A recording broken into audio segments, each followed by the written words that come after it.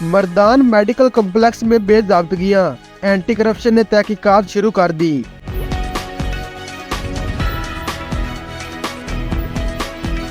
محکمہ anti corruption Khyber Pakhtunkhwa نے مردان medical complex میں بے ضابطگیوں کی تحقیقات شروع کر دی۔ محکمہ اینٹی کرپشن خیبر پختونخوا نے مردان میڈیکل کمپلیکس میں بے ضابطگیوں کی تحقیقات کا آغاز کر دیا۔ معاون خصوصی برائے اینٹی کرپشن خیبر پختونخوا مصدق عباسی نے کہا ہے کہ اسپتال ڈائریکٹر کے عہدے پر تعینات ہونے والے شخص کو ایک سرکاری ادارے سے برطرف کیا گیا اور متعلقہ سرکاری ادارے سے برطرف ہونے والا کسی بھی محکمے میں تعینات نہیں ہو سکتا۔ حکام کے مطابق متعلقہ ڈائریکٹر کے خلاف میڈیکل ٹیچنگ انسٹی ٹیوٹ میں بھی بے ضابطگیاں سامنے آئی تھی۔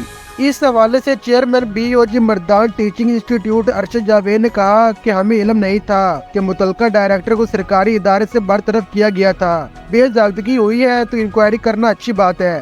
ارشد جاوید نے کہا کہ اگر واقعی ڈائریکٹر کی تعیناتی میں بے ضابطگی ہوئی ہے تو ہم اس پر ایکشن لیں گے۔